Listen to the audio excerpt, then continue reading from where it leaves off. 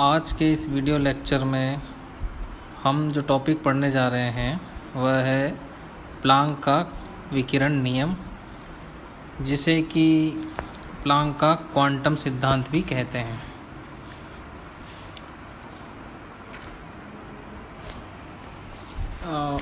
पिछले video lecture में हमने कृष्णिका से उत्सर्जित विकिरणों के संबंध में कुछ सूत्र और नियम पढ़े थे।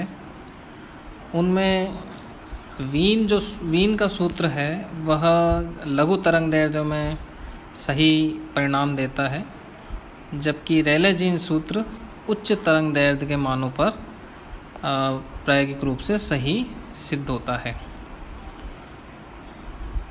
20वीं सदी के प्रारंभ में जर्मन वैज्ञानिक मैक्स प्लांक ने इससे संबंधित एक नियम और दिया, जिसके अनुसार कृष्णिका द्वारा उत्सर्जित विकिरण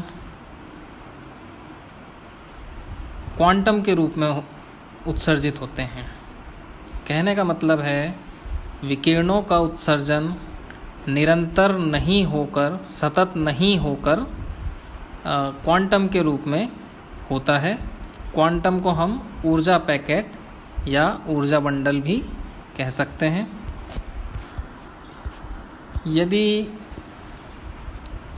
और इस प्रकार से जो क्वांटम की ऊर्जा है वह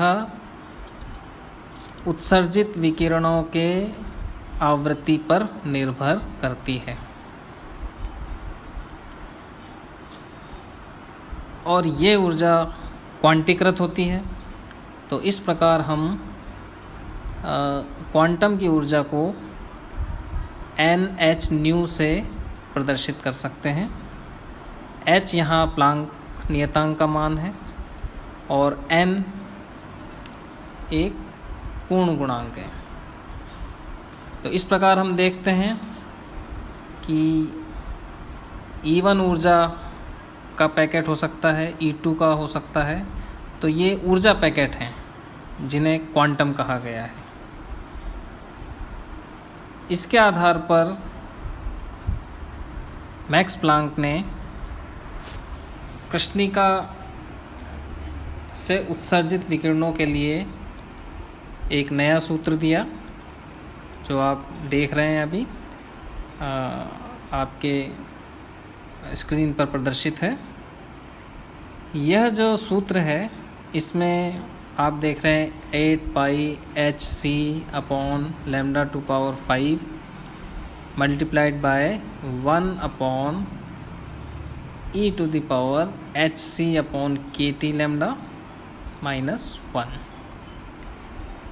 h प्लांक कांस्टेंट, c प्रकाश का वेग, लैम्डा तरंगदैर्ध्य और कैपिटल T परम ताप, जिस ताप पर कृष्णिका से विकिरण उत्सर्जित हो रहे हैं। तो यह सूत्र वीन के सूत्र और रेले जीन्स के सूत्र के मध्य में परिणाम देता है, और इस प्रकार जो है कृष्णिका से उत्सर्जित विकिरणों की व्यावहारिक रूप में सही व्याख्या करता है।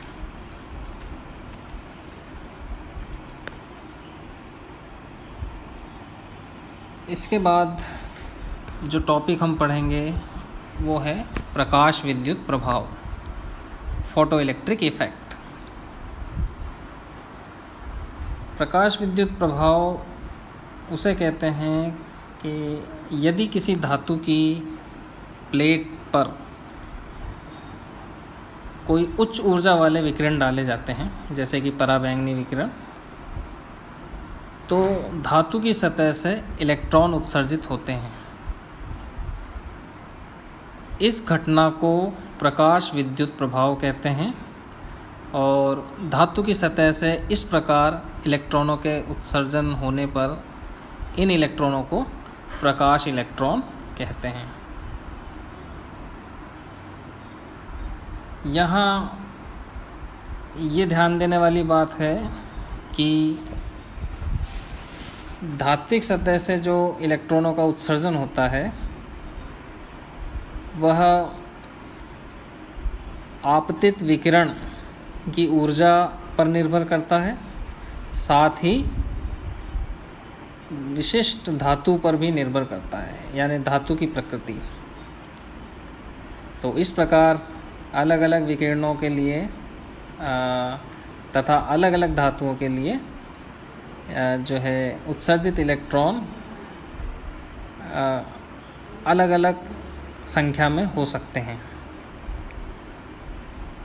जब धातु की सतह पर विकिरण आपतित होते हैं तो इलेक्ट्रॉन उत्सर्जित होते हैं, और ये जो इलेक्ट्रॉन उत्सर्जित होते हैं ये इनका हम मापन कर सकते हैं। इसके लिए कई उपकरण हैं। ये उत्सर्जित इलेक्ट्रॉन आपतित प्रकाश की तीव्रता पर निर्भर करते हैं। यदि ऊर्जा अधिक है आपतित विकिरणों की, यानी कि तीव्रता अधिक है, तो अधिक संख्या में इलेक्ट्रॉन उत्सर्जित होंगे, और यदि कम है तो कम संख्या में। उत्सर्जित इलेक्ट्रॉनों की गतिज ऊर्जा आपतित प्रकाश की आवृत्ति पर निर्भर करती है।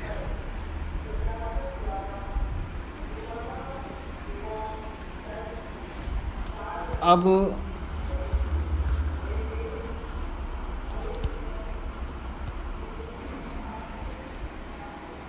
ये इस स्क्रीन पर अभी आप देख रहे हैं प्रकाश विद्युत प्रभाव, और यहाँ पर आप जो पहला फॉर्मूला जो देख रहे हैं h न्यू बराबर h0 प्लस हाफ mv²। तो h न्यू यहाँ आपतित विकिरण की ऊर्जा है।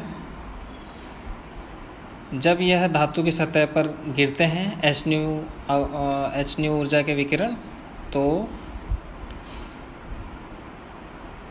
इन विकिरणों का जो दो भाग हैं, एक भाग h0 जो कि इलेक्ट्रॉनों के उत्सर्जन में प्रयुक्त होता है, और साथ ही कुछ भाग जो है इलेक्ट्रॉन को उत्सर्जित इलेक्ट्रॉन को गतिज ऊर्जा देने में व्यय होता है। यहाँ ν0 आपतित विकिरण की वह न्यूनतम आवृत्ति है जो कि धातु की सतह से इलेक्ट्रॉनों के उत्सर्जन के लिए आवश्यक है। इससे कम आवृत्ति का विकिरण इलेक्ट्रॉनों को उत्सर्जित नहीं कर पाएगा। तो इस प्रकार इलेक्ट्रॉनों की गतिज ऊर्जा हाफ mv² जो है वो बराबर होगी h इंटू न्यू माइनस ν0। तो कहने का मतलब न्यू माइनस ν0 पॉजिटिव होना चाहिए, धनात्मक होना चाहिए, और इस